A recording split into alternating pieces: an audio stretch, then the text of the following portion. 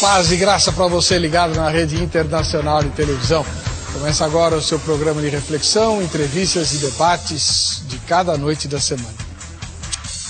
Na segunda carta do apóstolo Paulo aos Tessalonicenses, no segundo capítulo, entre os versículos 6, 7 e 8, Paulo está falando sobre a manifestação daquilo que ele chama de homem da iniquidade, né? O anticristo, na verdade. E ele diz que há alguém ou algo que, por enquanto, impede a manifestação desse anticristo.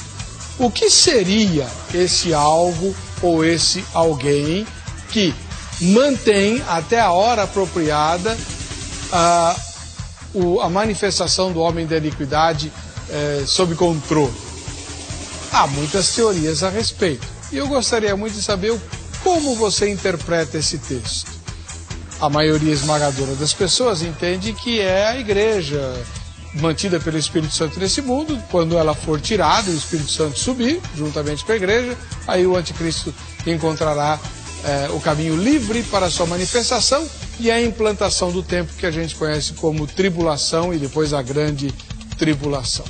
Você concorda com essa interpretação ou será que aquele que detém o anticristo não é o Espírito Santo ou não é também a igreja do Senhor Jesus? Seria o quê ou seria quem? Está no ar o Vejam Só.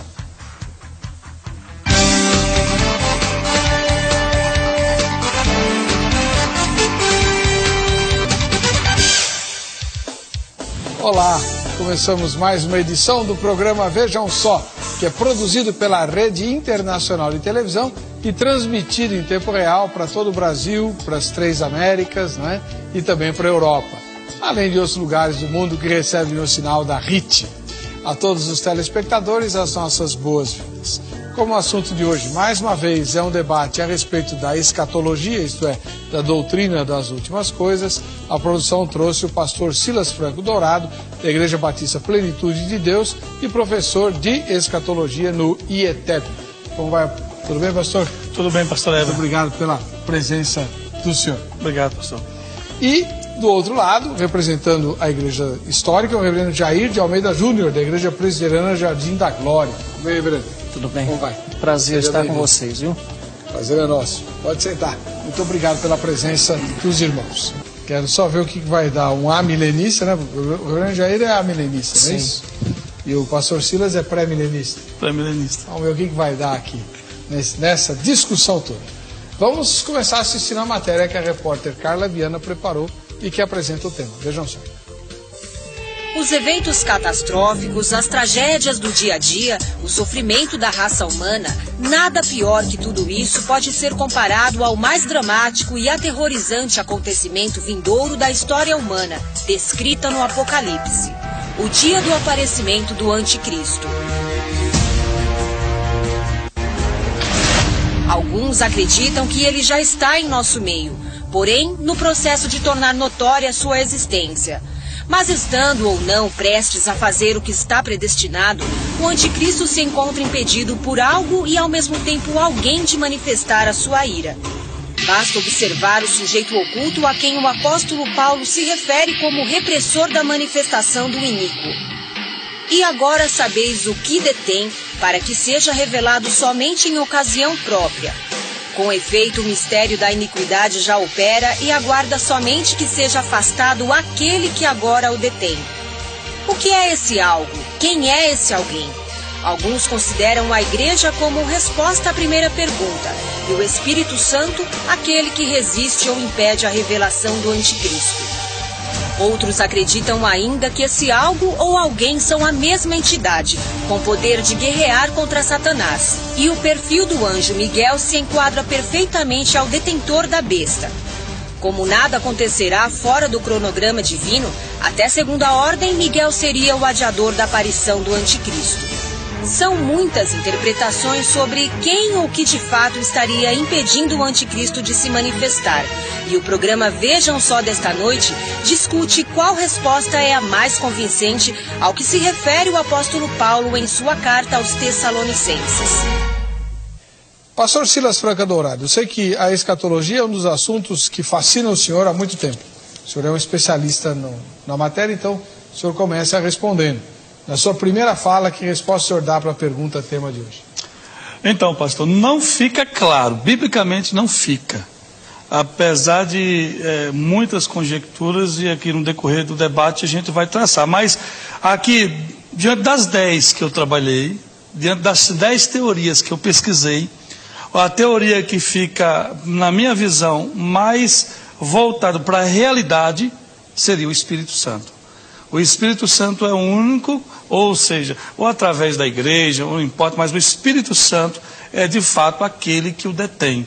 Porque enquanto o Espírito Santo estiver por um processo determinado da graça, pela dispensação da graça, operando, então o mistério da iniquidade, o homem do pecado, ele está, de uma certa forma, aguardando até que a igreja seja arrebatada. Quando a igreja for arrebatada, aí os eventos de forma cronológica acontecerão de forma sistemática, e o cumprimento do Apocalipse, capítulo 6 ao capítulo 18 se dará. A última semana de Daniel, que Daniel fala no capítulo 9, verso 27.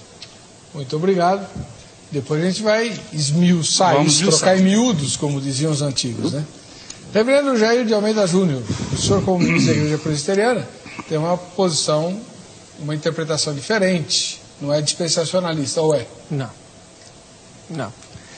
Bom, de fato, a primeira fala do irmão, concordo com ela, no sentido de que não há como determinar, não há como bater o martelo, não há como especificar exatamente o que é que o detém e aquele que o detém, não? E como amilenista, eu não posso concordar com a ideia da retirada do Espírito Santo e nem mesmo a ideia de que é a igreja que o detém, porque na visão milenista a igreja está presente até a volta de Cristo e o julgamento final, não? Então, achei muito interessante a matéria, porque indicou duas coisas que são importantes de serem consideradas. Primeiro, uma tratativa um tanto genérica, indicando algo que não é pessoal, o que o detém. E depois, tratando-se de algo pessoal, aquele que o detém. Então, isto parece indicar duas coisas, ou o anticristo, que é o homem da iniquidade, que é a besta que emerge do mar, é alguém que comanda uma instituição ou alguma coisa nesse sentido, que seria então aquilo que detém o aparecimento do anticristo. E é impossível determinar, né? Apenas genericamente. Então nós não temos como saber? Não. E aquele que disser que sabe terá que provar num texto aberto das Escrituras a sua resposta. Bom, mas o senhor não tem nenhum palpite? É impossível determinar. Há algumas teorias, né, que nós podemos listá-las. Agora, todas elas são passíveis dos seus questionamentos. Então, é por isso que eu estou dizendo. Nenhuma delas vai responder satisfatoriamente, sem deixar qualquer tipo de questão aberta. Não, tá bom. Mas então, vamos supor que o senhor esteja dando uma aula na escola dominical, lá na igreja do Jardim da Glória, e um senhor pergunta: mas, reverendo, do que Paulo está falando aqui? Eu teria que pegar o contexto de 2 Tessalonicenses, mostrar o padrão que Paulo utilizou provavelmente para construir a figura do homem da iniquidade ali, e então indicar que é uma pessoa que deverá estar ligado a algum tipo de órgão, governo ou igreja, à frente de uma instituição, portanto, e usando isto para utilizar a sua ação, né? Enquanto isto não for retirado, o homem da iniquidade não aparecerá. É que eu estou apertando o senhor porque eu quero entender, que eu ainda não entendi a sua resposta. A própria organização que apoiará o anticristo é que está impedindo a manifestação dele? É isso que o senhor está dizendo? Podem ser, vamos às teorias, né? Podem ser as próprias leis, por exemplo, há uma teoria de que eram as leis romanas, o próprio Império Romano, porque o imperador exigia adoração a si mesmo, né? E nesse caso, o próprio homem da iniquidade teria que derrubar o Império Romano para que ele fosse adorado, né? existe uma possibilidade que fossem as próprias leis dos judeus, né? Existe a possibilidade de estar atrelado ao próprio poder de Deus, o próprio Cristo que determina, e essa seria, vamos dizer, a minha preferência, né? O homem aqui que o detém é o próprio Cristo que, dentro do seu propósito, estabelece o momento da sua vinda, né? Não seria... é ele que segura o... Exatamente. Então agora ficou menos nebulosa a sua resposta. É que é difícil se situar dentro das informações. Mas ao longo do debate a gente vai indo. Por exemplo, o Osmar lá de Joinville, em Santa Catarina, ele diz assim: quem está impedindo o anticristo de manifestar é o Espírito Santo, que está na terra e na igreja no tempo da graça. Enquanto a igreja estiver aqui, ela é o sal que ainda conserva a moral de uma civilização imoralizada. A igreja também é considerada a luz que brilha em meio às trevas, anunciando a vinda do sol da justiça.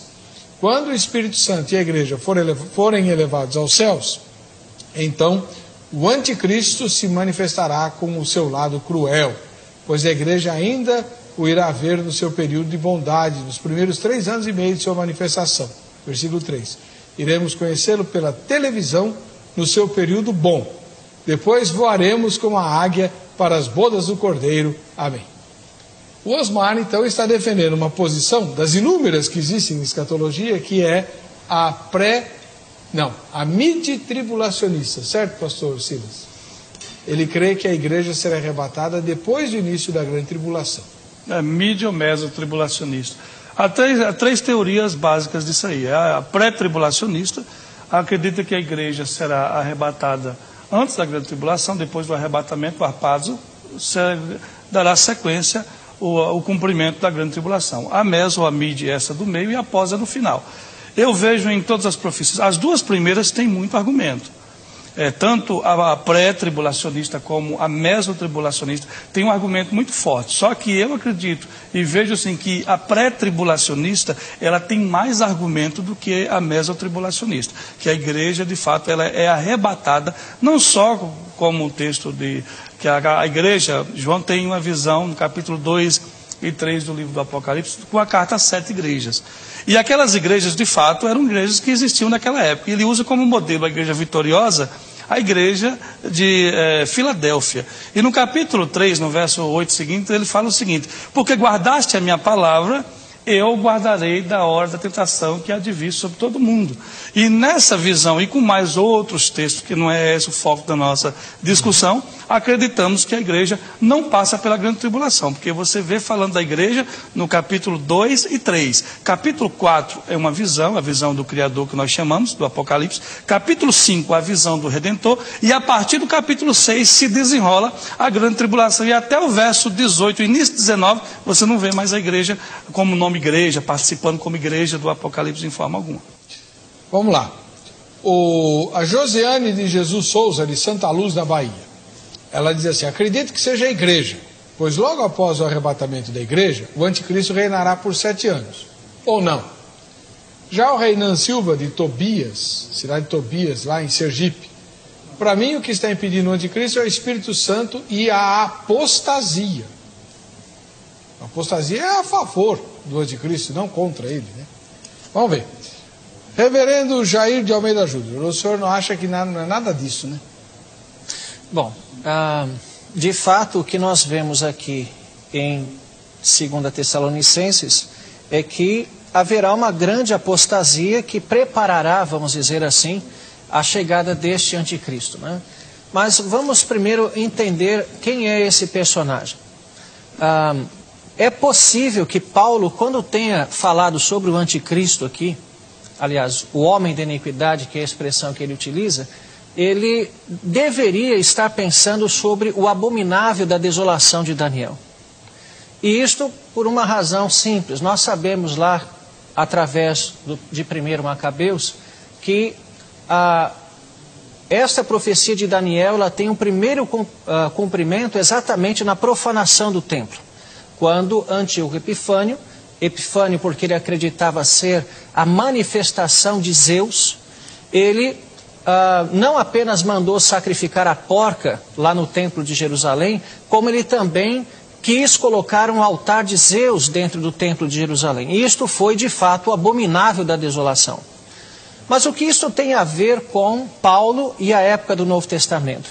Exatamente que cerca de 10 anos antes de Paulo ter escrito 2 Tessalonicenses, o imperador Gaio, chamado também Calígula, para que forçasse os judeus a reconhecer a divindade dele, porque os judeus não reconheciam, quis colocar uma estátua dele dentro do templo.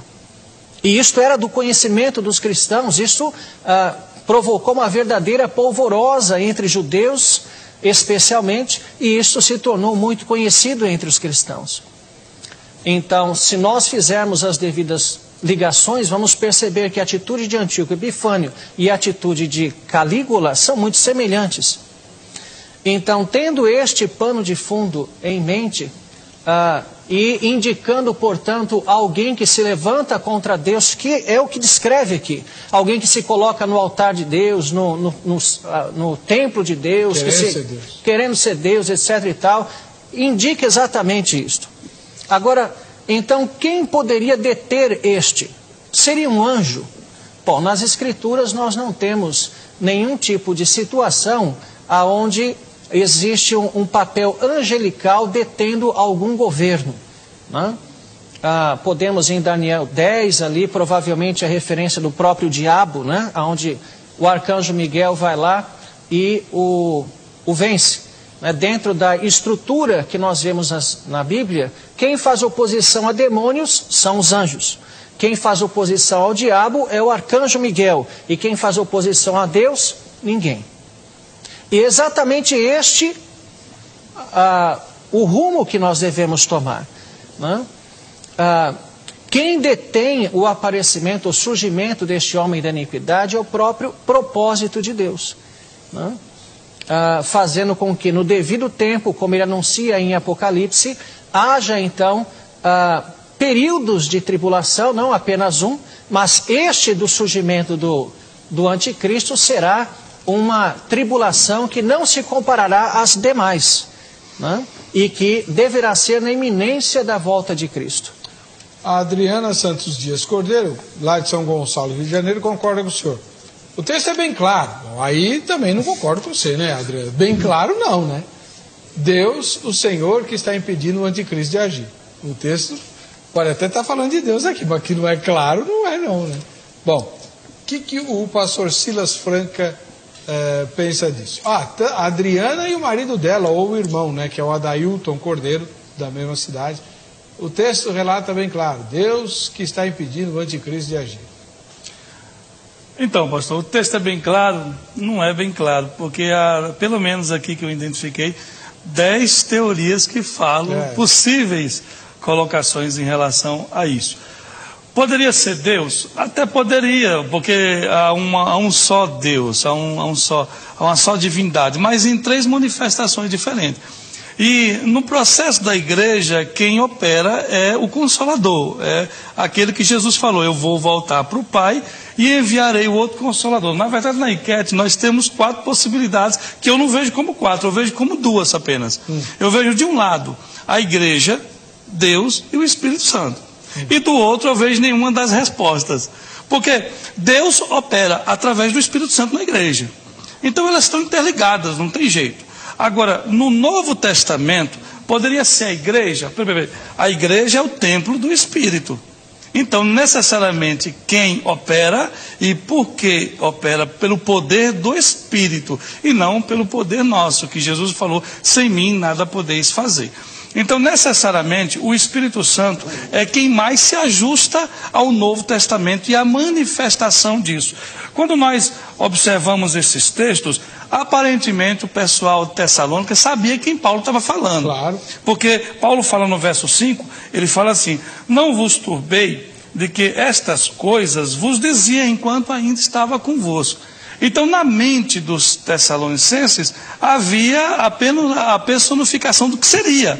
Sim. Mas quando nós analisamos o verso de número 6 e o verso 7, que diz, vós sabeis o que o detém, artigo neutro, artigo definido do grego. E quando nós chegamos no verso 7, porque já o mistério da injustiça opera, aqui nós temos um artigo definido masculino. E quando estudamos a questão do Espírito Santo e a manifestação, nós temos pelo menos, pastor, vários e vários textos que mostram que a palavra Espírito na língua grega pode ser levada como neutro e como masculino.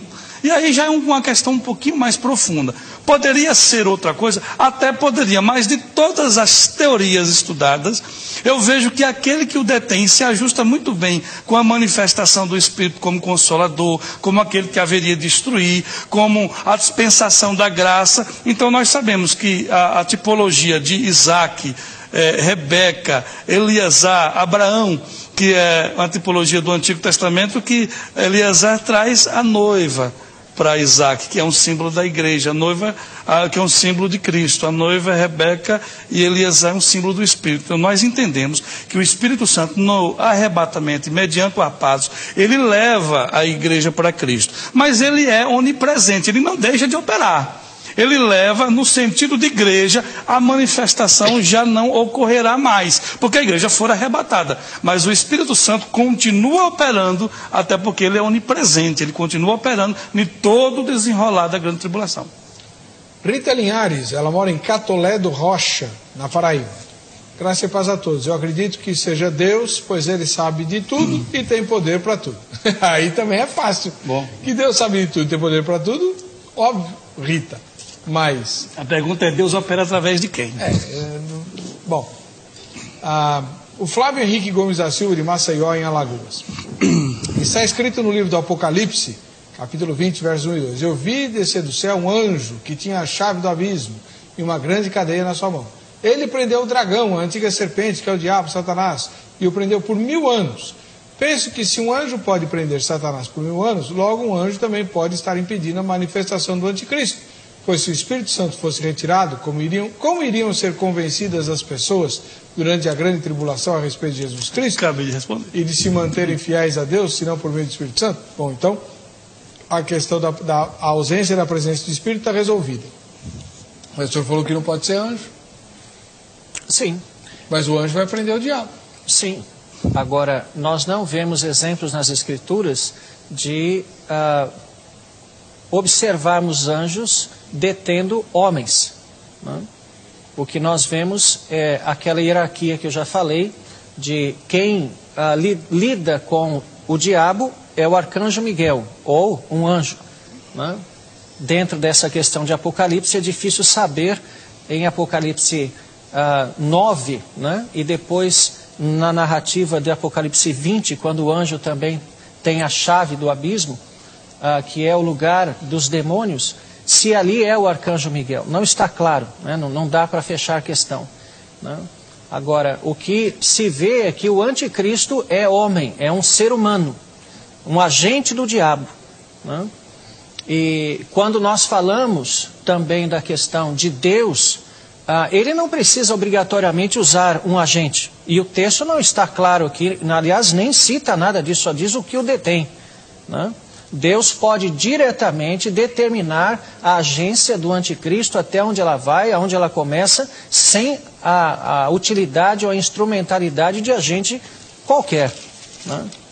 Presbítero Clever Ribeiro Gabriel, de Iporá, em Goiás. Ele responde que quem detém são os fiéis, ou seja, os santos. Charles de Deus, de Paracambi, no Rio de Janeiro. O Espírito Santo, que tem operado através da igreja, né?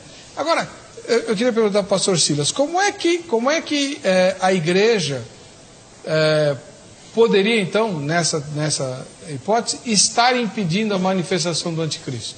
Não, a igreja ela só pode impedir a manifestação através da pregação do Evangelho, mas o que está por trás de tudo é o mover do Espírito. Quando Jesus subiu aos céus, lá em Atos, no capítulo 1, ele ordenou aos discípulos que ficassem em Jerusalém até que do alto sejais revestidos de poder. E o poder veio no capítulo 2 de Atos, a descida do Espírito Santo, porque haveria de ser nessa descida o revestimento de poder. E era uma promessa de Jesus no capítulo 14, 15 do Evangelho de João. Eu vou voltar para o Pai e enviarei o outro Consolador para que ele vos instrua em tudo. Então a igreja só faz e só opera alguma coisa através do Espírito Santo.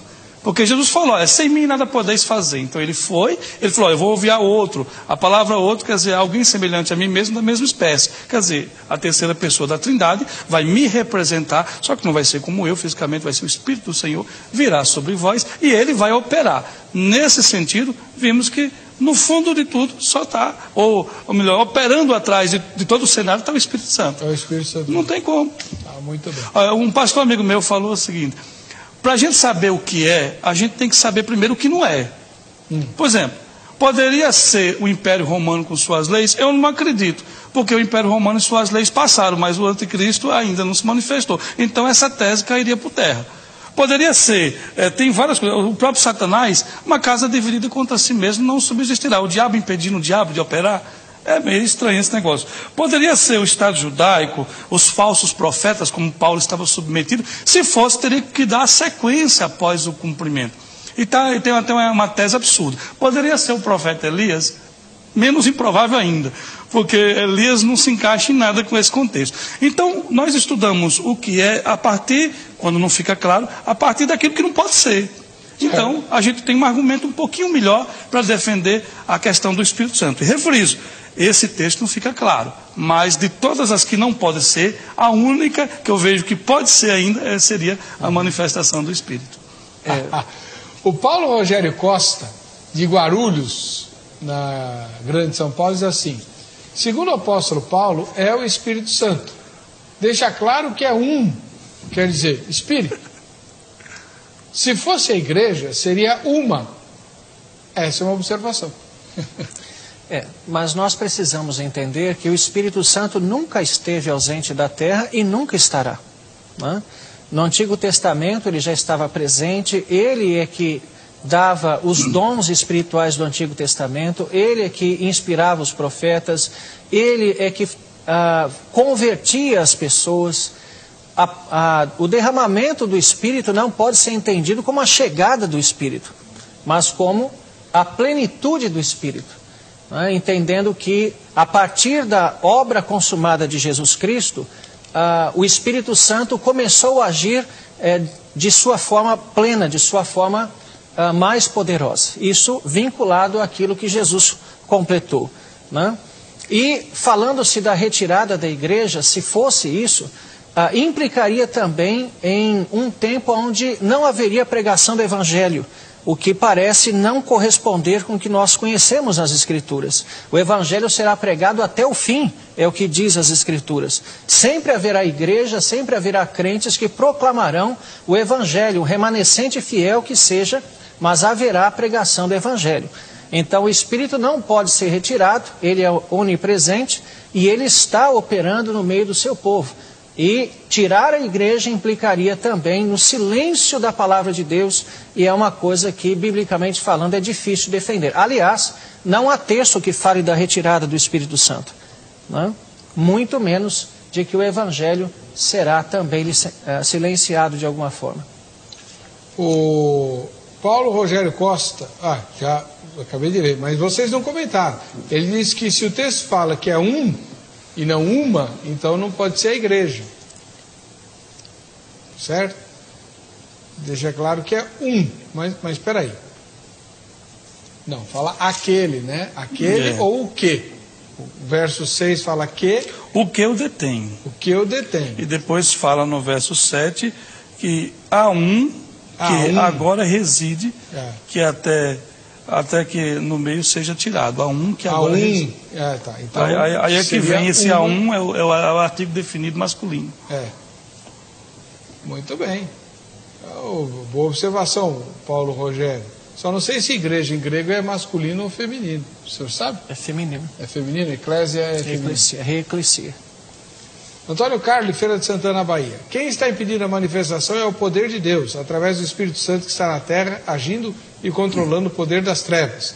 Quando a igreja for arrebatada, o Espírito Santo também subirá com a igreja. Por que tem gente que é dispensacionalista igual ao senhor e crê que o Espírito Santo vai junto com a igreja e o senhor crê diferente? O Espírito Santo, pastor, ele na onipresença, ele não vai e deixa de existir. Isso talvez os irmãos são limitados para pensar dessa forma. É a mesma coisa dizer que Deus está no seu trono e só lá ele opera.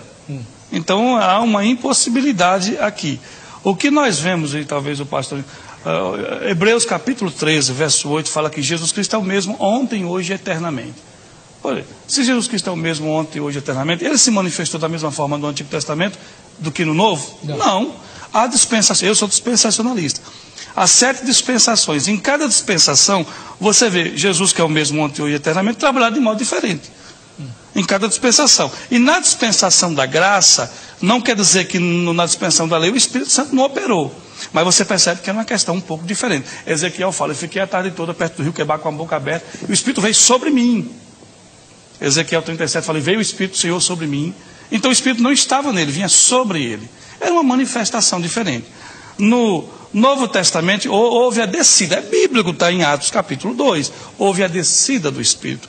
Quem desce, desce em algum lugar. Uma pessoa só desce do que do alto ele estava. E Jesus falou assim, eu vou, se eu não for, ele não vem. Peraí, então ele estava onde? No sentido de graça, de Novo Testamento, a gente percebe que o Espírito Santo no Novo Testamento opera diferente do Antigo Testamento. Não que ele não operasse no Antigo Testamento, mas o Novo Testamento seria de fato, como o pastor, eu acredito, a plenitude dos tempos. A dúvida é a seguinte, para muitos dispensacionalistas, o Espírito Santo sobe com a igreja e permanece no céu. Não, isso é uma questão impensável. Se muitos pensam isso, pensam errado. Porque quem vai dar sabedoria, graça, são as 2 testemunhas para que ela profetize por 1260 dias, vestidas de pano de saco. Apocalipse capítulo 11 fala. Quem vai convencer os 144 mil no capítulo 7, verso 4? Quem vai convencer a grande multidão do capítulo 7, verso 9? A manifestação do Espírito é que é diferente, mas ele continua operando através do Evangelho do Reino. Muito bem. Quanto tempo eu tenho? Jabes Rodrigues, de Fortaleza, no Ceará. Cristo consola os seus, dizendo deixar o Espírito Consolador. Embora tudo esteja sob o olhar de Deus, ele mesmo não interfere naquilo que deixou como lei e palavra. Na pessoa de Cristo, Espírito Santo ou em sua grandeza, é sempre o mesmo Deus. Sobre uma ótica pessoal, nós como igreja permanecemos livres do mal com a presença do Espírito Santo dentro de nós, no caso a igreja. Livres do mal? Nós somos livres do mal? Não. O crente ele pode ser atingido por males, mas dentro de um propósito de Deus específico, né?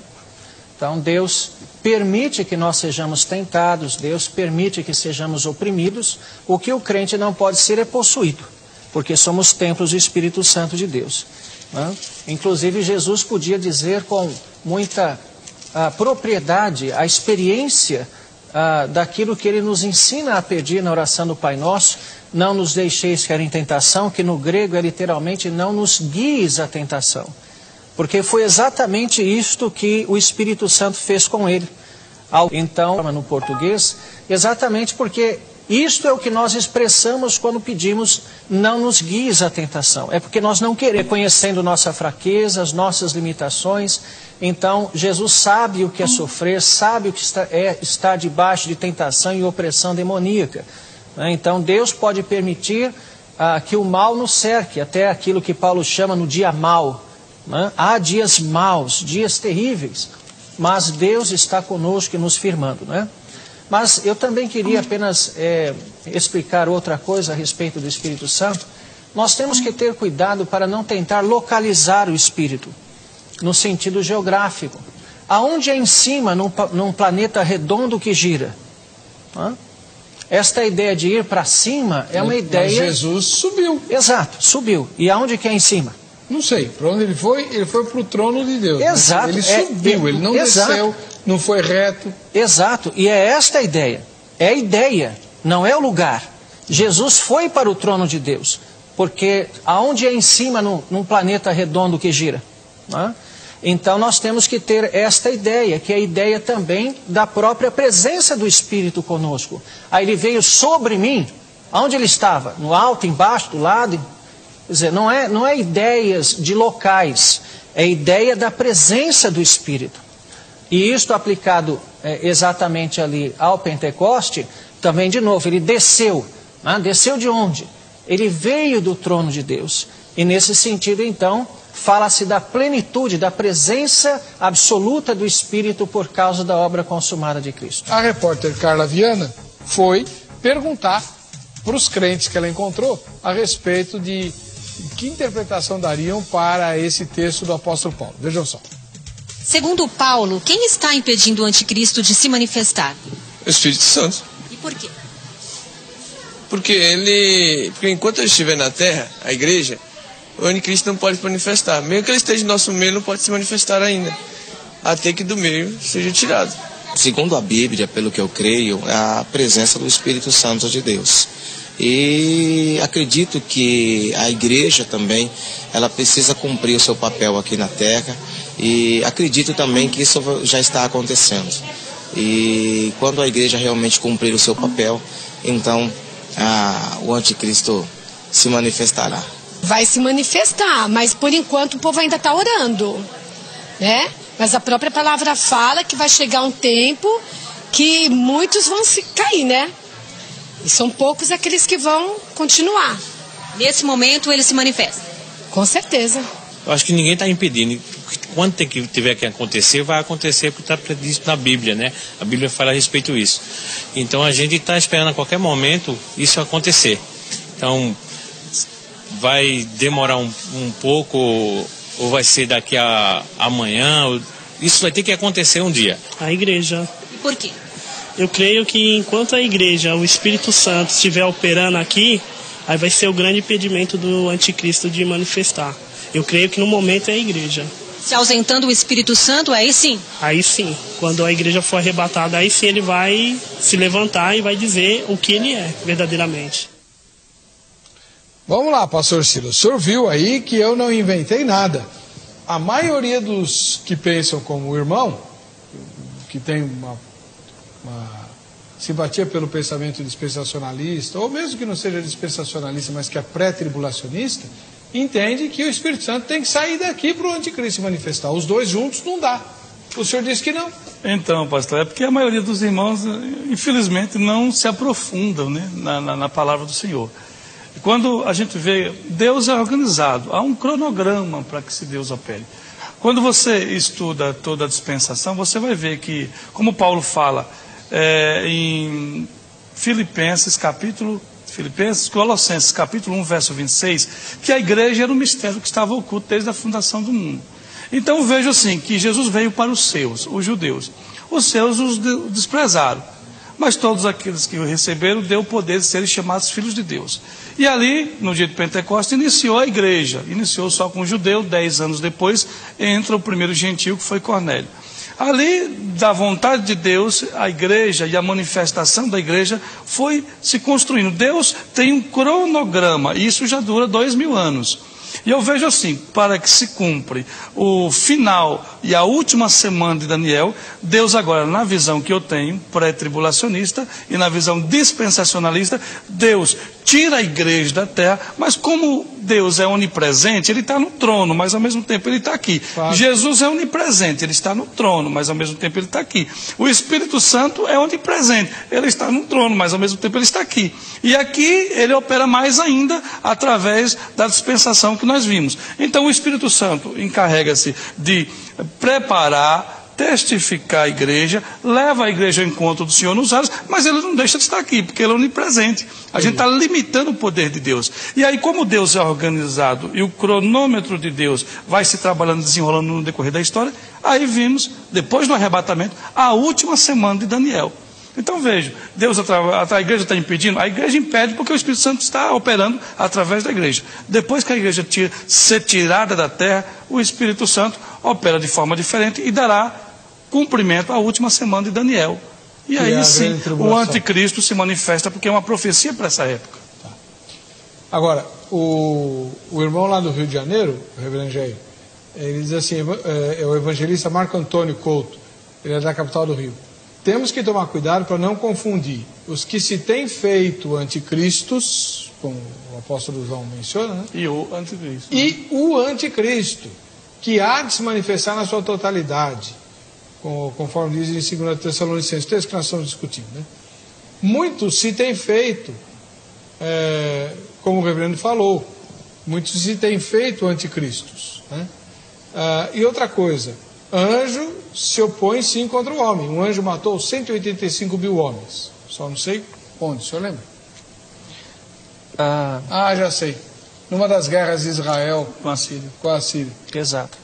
Isso, mas ali não é oposição, né? Um anjo pode ser usado por Deus nesse sentido. O anjo da morte feriu todos os primogênitos. Exatamente. Então, ele estava simplesmente executando uma ordem de Deus, né? Não é nesse sentido que está sendo colocado. Agora, eu creio que a argumentação que está sendo usada ligando a retirada da igreja com o Espírito Santo e a dominação do anticristo, embora não concorde, eu acho lógica, né? Porque quando nós pensamos que a vitória de Cristo provocou o derramamento do Espírito Santo em sua plenitude, né? E que isto limitou a agência do diabo e por isso que a igreja pode se espalhar por todo o mundo, né? Jesus disse, recebi autoridade no céu e na terra, portanto, ide, porque ele se assenta no trono e derrama o seu Espírito, é sob esta autoridade e pelo Espírito Santo que a igreja avança até os confins do mundo, né? Bom, se a igreja é retirada, né, não há pregação do Evangelho, quem vai pregar o Evangelho se a igreja não está aqui? Né? Quem vai converter-se? Como ouvirão se não há quem pregue, diz a palavra, né? Mas tem as duas testemunhas. Quem são? 144 mil selados. Quem são esses daí? Né? O senhor não assistiu os Vejam Só que discutiram isso, né? Não, eu estou dizendo. São todos textos que, por exemplo, na linha amilenista, não são considerados aí, né? Os 144 mil na linha milenista são simplesmente um número dos eleitos da antiga dispensação, no sentido do Antigo Testamento, e do Novo Testamento, né? 12 vezes 12 vezes 1000. Né? Não temos nenhum problema com isso. E as duas testemunhas? As duas testemunhas podem ser a própria igreja, podem ser dois profetas na iminência da volta de Cristo, né? Moisés e Elias. Né? O que eles viriam fazer novamente aqui? Né? Alguns entendem ser Moisés e Elias, mas no amilenismo geralmente se fala da própria igreja, né? Como Jesus enviou 2 em 2, são discípulos, simbolizando a própria igreja que deverá perecer como instituição diante de um mundo que a persegue, né? Mas que isso duraria pouco porque de fato a igreja volta e volta com força, né? O Jonas William, de Presidente Prudente, Presidente Prudente, cidade do interior de São Paulo. Trata-se do corpo místico de Jesus Cristo. Dizer que é o Espírito que será tirado é o mesmo que afirmar que as duas testemunhas que pregarão aos judeus não terão o Espírito Santo. Moisés e Elias. E os 144 mil de Apocalipse... Moisés e Elias e os 144 mil de Apocalipse 7 serão selados na tribulação, com o selo do Deus vivo, que é o Espírito Santo. Efésios 4:30. Portanto, o Espírito Santo estará na terra. Já o corpo de Cristo, não. Então, bom, nisso o senhor concorda, né, pastor Silas? A igreja não estará aqui quando o anticristo se manifestar. Não, a igreja não estará. Nem no comecinho. Eu acredito que o divisor de águas é justamente o arrebatamento. O arrebatamento é o divisor de águas. Nós vamos ter tribulações, mas a grande tribulação propriamente dita é o processo dos 3 anos e meio finais. Mas a grande tribulação é incluída os 7 anos, quando a gente fala de grande tribulação. E a igreja não vive e não vivencia essa grande tribulação. De forma nenhuma, eu na minha visão pré-tribulacionista, apesar de refrisar, há muitos argumentos para o meso, mas eu vejo mais argumentos no pré-tribulacionista. Agora, com respeito ao pastor, eu não vejo argumento quase que nenhum em dizer que a igreja, que é as duas testemunhas, porque são duas pessoas que morrerão. A igreja são duas, percebe que está sendo literal ali. E darei poder a minhas duas testemunhas para que profetize por 1260 dias vestidas de pano de saco. Essas são as duas oliveiras e os 2 castiçais que estão diante de Deus na terra. Essas têm o poder de fechar o céu quantas vezes quiserem e transformar em água e sangue. Poderia ser Elias, Enoque ou Moisés? Poderia, mas não são nenhum desses. Nenhum desses tem Quem o fundamento. senhor acha que são? São 2 judeus que Deus levantará. Nós estaremos limitando Deus, guardando E Moisés. por que tem que ser 2 judeus e não...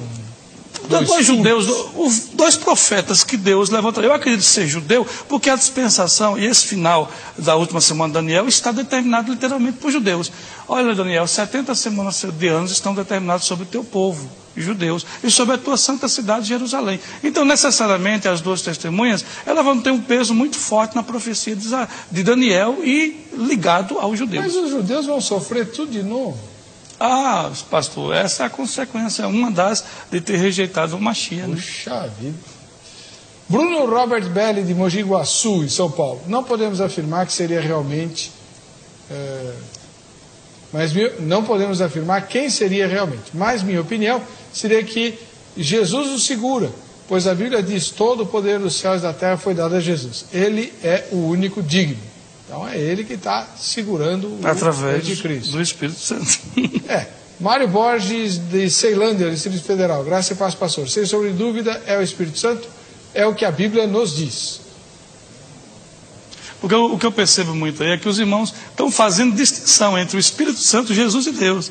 Mas são 3 pessoas. Não, mas estão fazendo distinção literalmente, como se fossem 3 deuses. Aí a gente corre o risco de estar dividindo a triunidade de Deus. E não há divisão nisso. Há propósitos e manifestações em tempos diferentes. Agora dizer assim, que o Espírito Santo... mas foi Deus, não foi o Espírito Santo. Irmão, mas na expressão da graça... A gente não sabe, Jesus falou: eu vou voltar para o Pai para enviar o Consolador, e Ele vai continuar a boa obra, Ele vai vos instruir em tudo. Então seria através do Espírito Santo que Deus opera, através do Espírito Santo que Cristo opera. Não há divisão disso não. Tá, mas isso aí, bom, então... Apesar da doutrina da Trindade, é uma doutrina complicada. Você vê que até Lutero não entendeu muito essa questão. Mas dizer não sei assim, se alguém entendeu, né? Porque 3 em 1 é a triunidade, mas são né? 3, é meio, né? Indissolúveis, inseparáveis, mas distintos. Com vontades próprias, mas nunca conflitantes. É dogma. Douglas de Ribeirão das Neves, de Minas Gerais. Penso que o anticristo ainda não se manifestou por causa do número dos escolhidos. Agora o Rio Jair vai ficar feliz da vida. Não. Bom... deixa eu terminar aqui. Você vai ficar mais feliz ainda. Que bom. Penso que o anticristo ainda não se manifestou por causa do número dos escolhidos, até que este evangelho seja pregado até os confins da terra, para então vir o fim. E creio que o Espírito Santo também atua em nosso favor. Ele não será retirado no dia do arrebatamento, porque mesmo no período tribulacional ele ainda continuará convencendo o homem do pecado, da justiça e do juízo. Então, a ideia do Douglas, lá de Minas Gerais, é: enquanto não se completa o número dos eleitos, o anticristo não pode se manifestar. Exatamente. Não falei que você ia ficar feliz? Bom, até mesmo não é exatamente de fato, né? Porque o número dos eleitos, para se dizer assim, ele se consuma no último dia, né? Não há como você prever que esse número será antes para a manifestação do anticristo e depois ninguém mais é salvo, né? Então não é exatamente isto, mas... se nós formos colocar que este anticristo ele virá na iminência da volta de Cristo, e então virá o fim, virá o julgamento final, virá a consumação de todas as coisas, então sim, eu concordo plenamente. Então, eu não sei, talvez seja até interessante falar um pouquinho do amilenismo, que eu acho que é novidade. O amilenismo acredita que hoje já é o milênio, que o milênio se inaugura com a vinda de Cristo, a primeira, e termina com a volta de Cristo, a segunda e definitiva. Não é literal, é um grande período de tempo. Durante esse tempo, o diabo ele está limitado em seu poder por causa da descida do Espírito, por isso eu falei que eu concordo com a lógica daquele argumento, né? A descida do Espírito, sem dúvida, tem que colocar uma limitação grande no diabo. Jesus Cristo disse, logo depois de expulsar o demônio de uma menina, que ninguém entra na casa de valente sem antes amarrá-lo, né? Então, houve ali uma limitação do poder do diabo para que a igreja alcançasse as nações. Quando Cristo voltar, então virá o fim. O arrebatamento é o encontro com Cristo nos ares, descrito aqui em 1 Tessalonicenses, aonde Cristo vem nas nuvens, os que estiverem vivos eleitos serão transformados, os mortos ressuscitarão. Esses mortos eleitos ressuscitados juntos com os vivos encontram com Cristo nos ares e desce para o estabelecimento do juízo. A grande tribulação, na verdade, acontece durante todo o período da história entre a primeira e a segunda vinda de Cristo, indicando uma realmente pior de todas na iminência da volta de Cristo. Que é a última. Que aí seria o ambiente do anticristo e tudo mais, né? Não há dúvida, reverendo, que o amilenismo tem pontos bastante interessantes, mas tem fragilidades, como dizer que o diabo está preso hoje é complicado. Não. Dá uma voltinha na Cracolândia aí Sim. e fala lá que o diabo está preso. Mas não é preso nesse sentido, ele está limitado. Mas pelo que a gente lê nas profecias a respeito do milênio, o cordeiro vai comer grama junto com o leão. Não, depende da interpretação que se faz, né? Nós vemos Isaías 11. Mas nós vemos aquilo não como milênio, mas como indicação já do estado eterno. Do estado eterno. Eu estou correndo por causa do tempo. Uhum. A gente vai fazer um debate sobre isso aqui, o senhor veio. Mais um, né, que a gente vive fazendo. Paulo Sérgio Rodrigues, de Santa Bárbara do Oeste, em São Paulo. Ninguém está impedindo, apenas não chegou o tempo dele se manifestar. Ô Paulo, está escrito em 2 versículos que tem alguém ou alguma coisa que segura o anticristo. Como que ninguém está impedindo? Tem que ler o texto lá, irmão. Que diz que está impedindo é a Bíblia. Antônio Paulo do Nascimento, capital paulista. Tudo que é contra a palavra de Deus é o anticristo. Ele já está entre nós. E o que o impede e os que impedem a propagação da palavra de Deus. Antônio, não entendi. Elimar de Catu, na Bahia, apostasia que impede, mas já estamos vivendo esses tempos que muito apostatarão da fé. Mas como é que a apostasia vai impedir a manifestação do anticristo se a apostasia é a festa do anticristo? Então, pastor, o que eu percebo é que a maioria dos irmãos estão lendo o texto, mas não estão entendendo o que estão lendo. E por isso fala que a apostasia impede, mas não há fundamento. Mas a apostasia pode impedir a manifestação do anticristo? Na verdade, eu creio que o argumento deles é argumento cronológico. Enquanto esta apostasia não se manifestar em toda a sua plenitude, sua inteireza, então o anticristo não vem. É aliada do anticristo, mas enquanto ela não se completar em sua inteireza, ele não vem. Então é uma questão apenas de um detalhe a ser cumprido, mas que é totalmente pró-anticristo. A falta da apostasia. Completa, exatamente. Como a apostasia ainda não explodiu, então o anticristo não pode ainda não veio, exatamente. Tá certo. Aí agora faz sentido. Agora tá bom. Para você que fica com a gente, que fica com a RIT, a paz e a graça do Senhor Jesus, nos encontraremos no próximo Vejam Só.